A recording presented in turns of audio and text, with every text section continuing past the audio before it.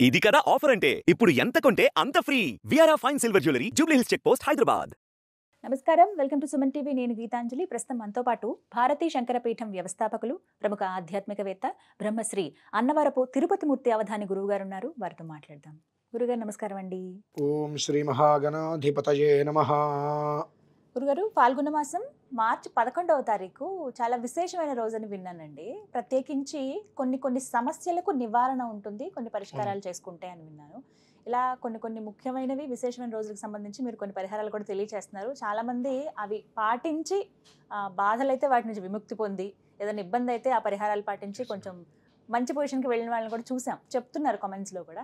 మరి విశేషం ఏంటండి 11వ తారీఖున? మనకు మంగళవారం 1 ఆశ్లేష నక్షత్రం అమ్మ.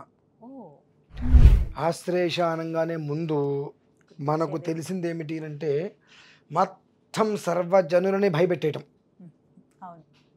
ఆశ్లేష బలి చేయాలి, ఆ బలి చేయాలి, ఈ బలి చేయాలి అని చెప్పి వీళ్ళని బలి చేసేయటం. చాలా వరకు వినేది అదే మామూలుగానే ఆశ్లేష బలి అంటే ఎవరికి అర్హతలు ఉండవు చేయడానికి. అది ప్రత్యేకంగా ఒక స్థితిలో ఒక అర్హత గల వ్యక్తికి మాత్రమే అది ఉంటుంది. తప్ప ఆశ్లేష నక్షత్రం అనగానే ఆశ్లేష బలి చేసింది అంటారు. చాలా చేసినందుకు వంశాలు పోతాయి. ఆశ్లేష నక్షత్రంలో పుట్టిన వాళ్ళందరూ ఆశ్లేష బలి అంటారు. దానివల్ల చాలా మందికి వంశాలు పోతూ ఉంటాయి. ఎవరు పడితే వాళ్ళకి ఎలా పడితే అలా ఎప్పుడు పడితే అప్పుడు చేయడానికి అర్హతలు లేవు. ఆశ్లేష నక్షత్ర శాంతికి సంబంధించిన దాంట్లో శాంతి విధానం వేరు, ఆశ్లేష బలి వేరు. ఆశ్లేష బలి అని అంటే ఆ చేసుకునేటువంటి వ్యక్తికి తల్లి తండ్రి ఉండకూడదు. తల్లిదండ్రులు ఉండకూడదు. అతనికి వివాహమై కొన్ని సంవత్సరాలు దాటాలి, సంతానం కలిగి ఉండకూడదు. అటువంటి విషయాల్లో ఆ దోషాల నుంచి బయటికి రావడం కోసం అనుజన్మ ప్రాయశ్చిత్తంగా చేస్తారు. ఏదో నేను ఇప్పుడు ఆ మాట అంటే ఆల్రెడీ నేను కొన్ని ఇలా చెప్తున్నా అని చెప్పి నా మీద చాలా మంది కక్ష కట్టారు. అది మంచిది, నష్టమేం లేదనుకోండి దాని విషయం. అంతే. ఆశ్లేష నక్షత్రము మంగళవారం అమ్మ. మంగళవారం అంటే కుజుడికి సంబంధించింది. అలానే సుబ్రహ్మణ్యేశ్వరుడు. ఆశ్లేష అంటేనే సుబ్రహ్మణ్యేశ్వరుడు. 2 కుజుడు అంటే దుర్గామ్మవారు మళ్ళీ తీసుకోవాలి. కుజుడికి ఆరాధ్యం దుర్గామ్మవారు. అలాగే ఇటు సుబ్రహ్మణ్యేశ్వరుడు. కాబట్టి ఒక నాగ విధానంలో 4 విధాలు ఎక్కువగా ఉంటుంది. ఒక రకంగా చెప్పాలంటే మనం భయపెట్టడం కాదు కానీ జాగ్రత్త పడి మాత్రం చెప్పాలి. అంటే ఎవరికైతే గర్భస్రావాలు అవుతుంటాయి, కొంతమందికి పాపం 2వ నెలకు 3వ నెలకు గర్భస్రావం అవుతూ ఉంటుంది. కొంతమంది ఈ హాస్పిటల్కి వెళ్ళి స్వతసిద్ధంగా కాకుండా ఐవీఏవో అంటారు, ద్వారా కొంతమంది ప్రయత్నం చేస్తుంటారు. అటువంటి వారికి కూడా గర్భస్రావాలు ఎక్కే అవకాశాలు ఆ రోజు నాడు ఉంటాయమ్మా. ఆ రోజుకి ఉంది, కాస్త ప్రభావం ఉంది. గర్భస్రావాలు ఎక్కువ అవకాశం ఉంటుంది. అలా గర్భస్రావం అయిన వాళ్ళు, అవుతున్న వారు ఎవరైనా ఉన్నారు అన్నా, లేదు వైవాహికానికి సంబంధించిన విషయంలో దగ్గరికి వస్తుంది కలవట్లేదు అనేటువంటి ప్రభావం, కుజదోషాలు ఏదైనా ఉంది, దాని ప్రభావంతో ఉన్నాము, మాకు ఏ రకంగా ముందుకు వెళ్ళలేకపోతున్నాము అనుకున్న వారు మిథున కర్కాటక రాశి వారు ప్రధానం. అంతకు మించినటువంటి బాగా ప్రధానం కర్కాటక రాశి, దాన్ని మించింది ఆశ్లేష నక్షత్రం. మిథున కర్కాటక రాశి వారికి తప్పదు, అందులో కర్కాటక రాశి వారికి మరీ తప్పదు. దాన్ని మించి ఇంకా తప్పని వారు ఆశ్లేష నక్షత్ర జాతకులు. ఆ రోజు నాడు సాయంత్రం సమయంలో ఆశ్లేష నక్షత్రానికి సంబంధించినటువంటి యో దోష సమజని తద్దోష ప్రాయశ్చిత్తం అనేటువంటిది, కేవలం కూడా అది నక్షత్ర ప్రాయశ్చిత్తం అమ్మ. బలి అంటానికి అర్హతే లేదు, ఆ మాట పనికి రాదు, చేయకూడదు. కాబట్టి అది కాకుండా ఆశ్లేష నక్షత్ర శాంతి అంటారు కేవలం దాన్ని. ఆశ్లేష బలి ఇచ్చేయండి, పెండాలు పెట్టండి, అది చేయండి, ఇంకోటి చేయండి, ఇంత చేయండి, సర్పానికి, ఇవన్నీ ఉండవన్నారు. కొన్ని విశేషమైన మంత్రాలు ఉంటాయి. నమో అస్తు సర్పేభ్యో ఏ కేచ పృథివీమను ఏ అంతరిక్షే ఏ దివితేభ్య సర్పేభ్యో నమః. ఈ మంత్రం చెప్పుకుంటూ మనం ఈ చేయి తీసుకెళ్ళి పుట్ట లోపలికి పెడితే పాము మనల్ని కాటేదండి. అవునా? ఆ రోజునే చేయాలండి? అసలు మామూలుగా ఎప్పుడైనా సరే మన ఇంట్లోకి పాము ఏదో వచ్చింది, నమస్కారం చేసుకుని ఈ మంత్రాన్ని, మనం మంత్రం చదవడం కష్టం కాబట్టి అది రికార్డు చేసుకునే చిన్న మంత్రాన్ని, ఆ పాము ఏదైనా వచ్చింది లేదంటే మనం పుట్ట దగ్గరికి వెళ్ళాల్సి వస్తుంది, ఆ మంత్రం పెడితే పుట్టలోంచి పాము బయటికి రాదు. అసలు పొరపాటు కూడా పుట్టలోంచి బయటికి రాదు. మన దగ్గర ఉన్న మనల్ని కాటేదండి, వెళ్ళిపోతుంది అక్కడి నుంచి. స్వరాక్షర పదవర్త వర్ణంలో లోటు లేకుండా నమో అస్తు సర్పేభ్యో ఏ కే చ పృథివీమను ఏ అంతరిక్షే ఏ దివితేభ్యః సర్పేభ్యో నమః ఏ దోరోచనే దివో ఏ వా సూర్యస్య రశ్మిషు ఏషామప్సు సదః కృతం తేభ్యః సర్పేభ్యో నమః యా ఇషవో యాతు ధానానాం ఏ వా వనస్పతి కుమ్రను ఏ వా వటేషు షేరతే తేభ్యః సర్పేభ్యో నమః. ఈ మంత్రాన్ని పారాయణ చేస్తే పుట్టలో చేపెట్టిన పాములను ఏం చేయదండి. ఈ ఎన్నో రకాలుగా మాకు చదువుకున్న శిక్షణలు వస్తాయి. ఏ మంత్రం దేనికి ప్రాధాన్యత, ఏ మంత్రం చేస్తే ఏది మనకు అనుకూలంగా ఉంటుంది, ప్రతికూలంగా ఉండేదాన్ని ఎలా మనం అనుకూలంగా మార్చుకోవచ్చు అనేటువంటివి. ఇటువంటి కొన్ని మంత్రాలతో కొన్ని ద్రవ్యాలు తీసుకొని కొన్ని ప్రయోగాలు చేస్తారమ్మా. వారు దగ్గర ఉండి చూడొచ్చు, వారి ఇంట్లోనూ చేయించుకోవచ్చు, లేదా ఎక్కడ గుళ్ళల్లో గోపురాల్లో చేయించుకోవచ్చు, ఎక్కడైనా సరే. మర్చిపోకుండా మాత్రం సాయంత్రం 5-5:30కి మొదలు పెడితే 8, 8:30, 2:30, 3 గంటల సమయం పడుతుందమ్మా. శుభ్రంగా విధానాన్ని వాళ్ళు అనుసరించుకొని తీరవలసినదే. కుదరలేదండి, కష్టమండి అంటే నీ జన్మాంతము నాకు ఈ పుణ్యం కావాలని కోరుకోవద్దు. ఇంకా అంతే, ఒకసారి కుదరలేదు అని అంటే కనుక జన్మాంతము నాకు ఈ పుణ్యం రావాలని నువ్వు కోరుకోవద్దు. అంటే ఇప్పుడు ఆశ్లేష శాంతి పూజ అని నిర్వహించుకోవాలండి. ఆశ్లేష శాంతి బలి కాదమ్మా. చాలా ఆ బలి అనే మాట చాలా ప్రభావం మనకి చూపిస్తుంది. ఆశ్లేష నక్షత్ర శాంతి అంతే. అది మీకు వాళ్ళకి తెలిసినటువంటి పంతులు గారు ఎవరైనా ఇంటికి పిలిపించి చేయించుకోవచ్చు. లేదు అంటే ఏదైనా దేవాలయంలో ఎవరన్నా నిర్వహిస్తున్నారు అంటే అక్కడ చేయించుకోవచ్చు. కానీ చేయించుకోవడం మాత్రం ఖచ్చితం. ఇది కాదు ఈసారి ఎప్పుడన్నా మేము చూద్దాము అనుకుంటే ఇక సాధ్యమైనంత వరకు నాకు మంచి జీవితం రావాలి, నాకు యోగ్యకరమైనటువంటి స్థితిగమనం రావాలి అనేటువంటి ఆలోచన నీ మైండ్లోంచి తీసేయచ్చు. ఎందువలన అనంటే మామూలుగానే నాగదోషము అనేటువంటిది మనిషిని నానా రకాల యాతనలు పెడుతూ ఉంటుంది. నాగదోష ప్రభావం, కుజదోష ప్రభావం రెండూ మిశ్రితం కలిసినవి ఏంటంటే ఆ మనిషి తర్వాత అసలు నేను ఎందుకు బ్రతుకున్నానని బాధపడతాడమ్మా. ఆ రెండు ఎప్పుడు కలవకూడదు దోషగమనాలు. ఎందుకంటే ఆ రెండు దోషాలు కలిసినాయి అంటే బ్రతుకుండంగా మనిషికి సంతానం కలగదు. ఇటువంటి కొన్ని యోగ గమనాలు మనకు సంప్రాప్తమైనప్పుడు ఆ రోజు మనకు అతిగండ యోగం ఆ రోజు. అంటే దానివల్ల ఏమన్నా ప్రభావం? ఇప్పుడు చెప్పే కదండి, ఈ నాగ ప్రభావము కుజ ప్రభావం రెండు కలిస్తే ఆ మనిషి అసలు నేను ఎందుకు బ్రతుకున్నాను మానసికంగా బాధపడతాడు. దానికి అతిగండం తోడవుతుంది.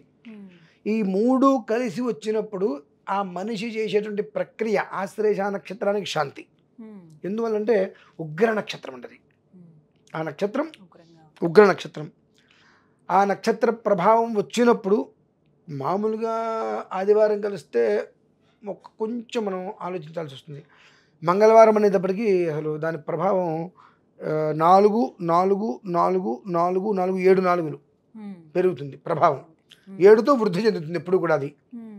అదేమవుతుందంటే సప్తహ అనేటువంటిది ఆ కుటుంబానికి సంబంధించిన దాంట్లో మనకు జాతకరీత్యా మనం 7వ స్థానం అంటే కలత్ర స్థానం అంటాం. కుటుంబాలకి విచ్ఛిన్నం. ఇలా మార్గాంతరాలు జరిగే అవకాశాలు ఉంటాయి. ఇటువంటివి ఏవియూ జరగకుండా తను ఎలాగైతే కుటుంబం సౌఖ్యంగా ఉండాలని కోరుకుంటాడో అలాంటి సౌఖ్యం కావాలంటే కొన్ని ఆటంకాలు అనేటువంటి ఏవైతే ఉంటాయో ఆటంకాలని వృద్ధి చేసేది, పూర్తిగా నిర్వీర్యం చేసేది ఆశ్లేష నక్షత్రంతో కూడుకుని వచ్చినటువంటి మంగళవారం అమ్మ. అతిగండ యోగంతో కూడుకుంది కాబట్టి తస్మాత్ జాగ్రత్త. ఏ కారణం చేత కూడా ఆశ్లేష బలి అనేటువంటి దాని జోలికి వెళ్ళవద్దు. వెళ్ళారా మనకు ఉండేటువంటిది 5% అనుకుంటే దానికి 255% పెంచుకున్నట్టే దోషాన్ని. కాబట్టి దాని జోలికి వెళ్ళద్దు. ఆశ్లేష నక్షత్ర శాంతి, దానికి కొన్ని మూల మంత్రాలు ఉంటాయి. ఆ మంత్రాలు ఎలా నిర్వర్తించాలి అనేటువంటిది కావాలి అన్నా ఎవరైనా పంతులు గారితో ఉన్నారు చేయిస్తాను అంటే ఒకసారి నాకు కనుక కాల్ చేస్తే ఆ మంత్రం అనేటువంటిది వాళ్ళకి నేను ఎలా చేయాలో కూడా వివరిస్తాను. ఎందుకంటే దానికి చిమ్మిరి ఇవి కొన్ని అవసరం అమ్మ. తలనువ్వులతో తయారు చేసినటువంటి చిమ్మిరిటువంటి అవసరం క్రతువుకి. కాబట్టి అది ఎలా నిర్వర్తించాలి ఏంటి అనేటువంటి విషయాన్ని నేను వాళ్ళకి వివరించగలుగుతా. కాబట్టి ఆ రకమైనటువంటి విధానంలో ఆ ఒక్కటి పూర్తి చేసుకోగలిగితే సంతానం, వివాహం, గర్భస్రావం ఇటువంటిది ఏదైతే బాధలు పడుతున్నారో వాళ్ళు పరిపూర్ణంగా అందులోంచి బయటపడి రక్షింపగలుగుతారమ్మా. భ్రూణ హత్య అంటారు. అంటే ఈ నాగదోషాలు ఎందుకు వస్తే చిన్న మాట చెప్పినంతే ముగిచ్చేస్తాను ఈ విషయం. అయిన దానికి కాని దానికి ఈ అన్ని దోషాలు ఆపాదించవు. పితృదోషం కానీ నాగదోషాలు కానీ జన్మతహాగా రావమ్మా ఎవరికి. అవి 99% జన్మతహాగా రావు. రజస్వల అయిన దగ్గర నుంచి వాళ్ళకి ఆపాదిస్తాయి మరి. ఎందువల్లనంటే ఒకానొక సమయంలో ఇంట్లో ఆడవాళ్ళు బయట ఉన్నప్పుడు ఒక విడిగా గదిలో కూర్చోబెట్టేవారు. వారు కొన్ని వస్త్రాలు ఇచ్చేవారు. ఏదైనా వాళ్ళకి ఇబ్బంది వస్తే తర్వాత ఆ వస్త్రాలను శుభ్రంగా జారుచుకునేవారు. కానీ ఇవాళ చూపించే వాళ్ళకి ఎంత సిగ్గు లేదో మనకైతే తెలియదు, కానీ టీవీలో ఇష్టం వచ్చినట్టు చూపిస్తుంటే అవి వాడి ఎలా పడితే అట్లా రోడ్డు మీద పడేస్తున్నారు. ఆ పడేయటం వలన కాకులు పక్షులు అవేవో తినే పదార్థంగా భావించి వాటిని పైకి తీసుకెళ్తే ఆ వేడికి ఆ గుడ్లు భ్రూణహత్య గుడ్లు చితికిపోతాయి. అవి అక్కడి నుంచి కింద ఆ చెట్ల కింద పుట్లు ఉంటాయి. ఆ పుట్ల మీద పడ్డప్పుడు ఆ పాము పిల్లలు లోపల చచ్చిపోతాయండి. దాని ద్వారానే ఇవి ఆపాదిస్తాయి. ఊరికి ఆపాదించమమ్మా. నాగదోషం ఉందండి అంటాం. కాలసర్పదోషం ఒకటి జన్మతహాగా వస్తుంది. కానీ సర్పదోషాలు నాగదోషాలు జన్మతహాగా 99 కాదు ఎవరికీ రావు. 100కి 100% జన్మతహాగా నాగదోషం రాదు. ఒకవేళ జన్మతహాగా నాగదోషం ఉన్నది అని అంటే ఆ మనిషిని మనం చూస్తే ఈ వెనకాలమ్మా ఈ మెడ నుంచి ఇక్కడ చూస్తే పాము ఇలా పడగ తీస్తే ఎలా అయితే ఉంటుందో అట్లా వస్తుందమ్మా. ఇక్కడ కనిపించేది మనిషి వెనక నుంచి చూడంగానే జన్మతహాగా నాగదోషంతో జన్మించాడు ఈ పిల్లవాడు అంటే వాళ్ళ పూర్వంలో వాళ్ళ పూర్వీకులు చేసినటువంటి కొన్ని దోషాలకి ఈ పిల్లవాడికి ఆ జన్మ వచ్చింది, ఏదంటే ఈ పిల్లకి ఆ జన్మ వచ్చింది చెప్పి ఈ వెనక మెడ నుంచి ఇలా చూస్తే ఇది ఇక్కడ వరకు పాము పడగ మీకు ఒక మనిషిని తీసుకొచ్చి చూపిస్తాను, మీకు అర్థమవుతుంది చూసినప్పుడు. పాము పడగ ఇట్లా పెద్దగా తీస్తే ఎలా అయితే ఉంటుందో ఇక్కడి నుంచి అలా వచ్చేస్తుందమ్మా వెనకాల వైపు. అర్థమైపోతుంది. అలా ఈ నాగదోషాలు సర్పదోషాలు జన్మతహాగా ఎవరికి రావు. రజస్వల అయిన తర్వాత నేను మొన్న ఒక పుష్కరాలకి నదీ స్నానానికి వెళ్తే ఏమాత్రము కూడా సంస్కారం లేకుండా ఈ ఆడవాళ్ళందరూ స్నానాలు చేస్తే బట్టలు మార్చుకోవడానికి గదిస్తారండి. ఈ తీసిన నిన్ను అక్కడే పడేశారు మా చుట్టూతా. మాకందరికీ అనిపించింది పుష్కరాలకి ఇటువంటి వాళ్ళందరూ ఎందుకు వస్తున్నారు, ఎందుకు కాదా మొత్తం భ్రష్టత్వం చెందేదని చెప్పి. అలా చేయటం వల్ల ఏమవుతుందంటే నీళ్ళల్లోకి వెళ్ళినా చేపలు చనిపోతాయి. తద్వారా వచ్చేటికి శత్రుభయంకర దోషాలు వస్తుంటాయి. ఒక దోషం రావడానికి గ్రహాల ప్రభావం 40% అయితే మనం చేసుకునేటువంటివి 60% అమ్మ. కాబట్టి అటువంటివి ఎక్కువగా జరగటం వల్ల ఈ యొక్క దుర్దోషాలన్నీ వస్తుంటాయి. కాబట్టి దాని నుంచి వాళ్ళు బయటపడటానికే అటువంటిది. 2 ఒకసారి చేస్తే బయటపడే మాట అబద్ధం. ప్రతి ఆశ్లేష నక్షత్రం రోజు నాడు సంవత్సరానికి 12 సార్లు దాన్ని దీక్షగా పెట్టుకోవాలమ్మా.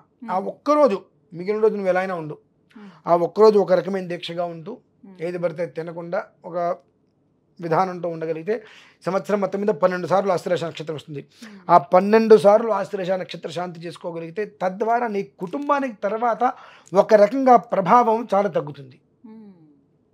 మనం ఎప్పటికప్పుడు చేస్తూనే ఉంటాం ఈ పనులన్నీ కూడా, కానీ సంవత్సర కృతంగా చేసుకోవడం వల్ల ఏమవుతుంది అంటే దోషం పూర్తిగా నిర్వీర్యం అయిపోతుంది. నిర్వీర్యం అవడమే కాకుండా ప్రతి మాసము నుండి ఈ ఆశ్లేష నక్షత్ర శాంతి అనేటువంటి చేయడం వల్ల దాని యొక్క ప్రభావం ఆ కుటుంబానికి 12 సంవత్సరాలు ఒక రక్షగా నిలుస్తుందమ్మా. కాబట్టి ఏదో నేను రేపు మంగళవారం వస్తుంది కాబట్టి నేను ఒకసారి చేసి ఆపేసుకుంటాను కాకుండా ఆశ్లేష నక్షత్రం నియమంగా ఒక సంవత్సరం పాటు అంతే చేసుకోగలిగితే చాలా ప్రశాంతతతో కూడి ఉంటారు మా జీవితం మాత్రం. అది చాలా సంతోషం అండి. నమస్కారం గురుగారు.